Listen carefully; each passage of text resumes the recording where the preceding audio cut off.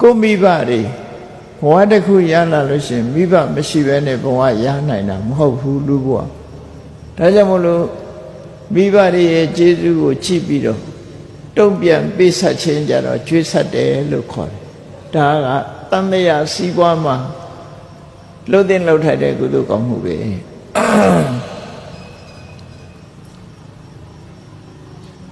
ကျွေးဆက်တယ်ဆိုတော့မိဘရဲ့ကျေးဇူးတရားကို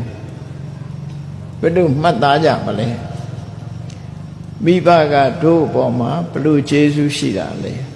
ကိုဟာလူဘဝရောက်လာတဲ့အခါမိဘကကိုယ့်ပေါ်မှာကျေးဇူးပြုတာအချင်းချုပ်ပြောစမ်းမှာဆိုရင်ပြောတတ်ဖို့တတိထားမြတ်စွာဘုရားစကားသုံးခုနဲ့ပဲပြောထားတယ်အာပါဒကပောဒကဣမတ္တလောကတ္တဓတ္တိတာရောမိဘတွေကကိုယ့်ပေါ်မှာကျေးဇူးပြုတယ်ဆိုတာတဲ့အာပါဒကကိုယ်ဆောင်းလျှောက်တယ်ဟုတ်တယ်ကိုဝန်တည်တဲ့အချိန်ကစပြီးတော့ကိုယ့်ပေါ်မှာဆောင်းလျှောက်လာမွေးတဲ့အချိန်မှလည်းပဲစကားမပြောတတ်ခင်ငါစပြီးတော့ဆောင်းလျှောက်လာခဲ့အဲ့ဒါလို့ဆောင်းလျှောက်လာတယ်ပောဒကကိုယ်ကျွေးမွေးခဲ့တယ်ဣမတ္တလောကတ္တဓတ္တိတာရောဒီလောကကြီးပြတ်တယ်လာခွင့်ပြုတယ်ဒီကျေးဇူးသုံးခုအကယ်၍မိဘကလာခွင့်မပြုဘူးဆိုရင်လူဖြစ်ကိုမဖြစ်ဘူးဒီကနေ့ခေတ်ကြတော့မလာဖို့တားနေကြတာတွေရှိတယ်လေနော်မိဘကအလားမခံတာတွေရှိတယ်ဆိုတာတတိထားကြည့်လူဖြစ်ဖို့ဘယ်လောက်ခက်လဲဆိုတာစဉ်းစားကြည့်ကိုကတားတဲ့မိဘစီရောက်သွားရင်ကိုအတားခံမှာလူဘဝရောက်မှာမဟုတ်အတားခံရလို့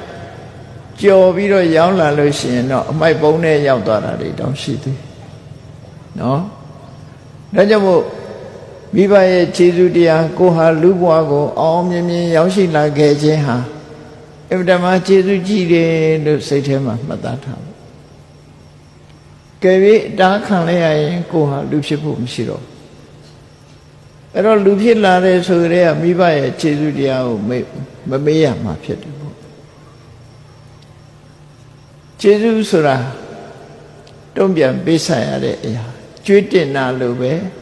တုံ့ပြန်ပြီးတော့ပေးဆက်မယ်မိမိကိုယ်တိုင်ရှာဖွေလာတဲ့ပစ္စည်းတွေနဲ့မိဘကိုကျွေးရမယ်မွေးရမယ်စောင့်ရှောက်ရမယ်ကိုယ်အနေနဲ့တာဝန်ယူရမယ်ဆိုအဲ့ဒီမိဘကိုကျွေးမွေးစောင့်ရှောက်တာဝန်ယူခြင်းကိုမြတ်စွာဘုရားကတန်မိုးထားလို့မင်္ဂလာကုသိုလ်တစ်ပါးဖြစ်နေဟောခဲ့တာဖြစ်တယ်ပညာရှိတွေသူတော်ကောင်းတွေလက်ခံပြီးတော့ကျင့်သုံးခဲ့တဲ့ကုသိုလ်ကောင်းမှုအနေနဲ့လည်းမြတ်စွာဘုရားဟောတ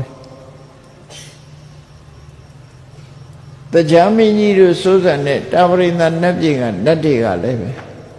မိဘကိုပြုစုတဲ့ပုဂ္ဂိုလ်သူတော်ကောင်းလို့သတ်မှတ်တယ်အဲ့တော့မိဘကိုပြုစုတဲ့လူကိုသူတော်ကောင်းလို့သတ်မှတ်ရင်မိဘကိုမပြုစုဘူးဆိုရင်သူယုံမှလို့သတ်မှတ်တယ်ဆိုအဓိပ္ပာယ်ရဒါကြောင့်မို့ကိုကမိဘကို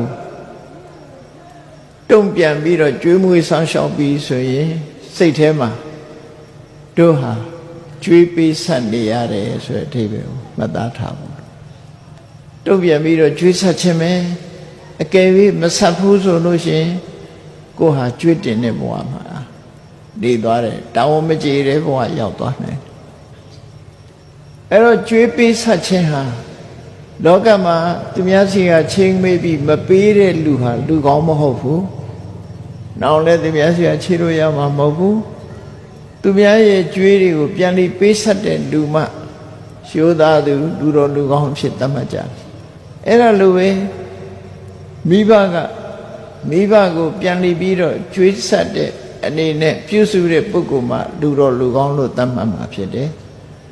မိဘကိုပြန်တုံ့ပြန်ပြီးတော့ကျေးဇူးမဆက်ဘူးဆိုရင်ဒီလူဟာလူကောင်းမဟုတ်တော့ဘူး။ဒါကြောင့်မို့ကျွေးဆက်ခြင်းဆိုတာလောက်ရမှာဖြစ်တယ်